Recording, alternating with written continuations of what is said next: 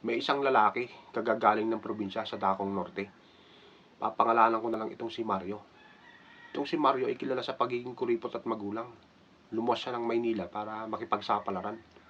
Sa mga unang gabi niya sa Maynila, natambay siya ng luneta. Sa luneta, habang nakatambay siya, may napadaan na isang napakaganda at napakasiksing babae. Mga parang pick-up girl ang galawan. Nagpakasakali itong si Mario ngayon. Miss! Lumingon yung babae. Kinambatan niya ito. Lumapit. Ano yon? Gumanon yung babae. Gusto mo kaya, kagating ko yung huli niya sa dibdib mo. Babayaran kita ng 1,000, huwag kang mag-alala. Medyo nag-isip yung babae. Pero hindi siya nabastusan sa mga sinabi ni Mario kasi mukhang sanay naman siya sa mga ganong galawan. Sige, sabi ng babae. 1,000 ha, kaya. Kakagatin mo ha. Oo, ano yung Mario?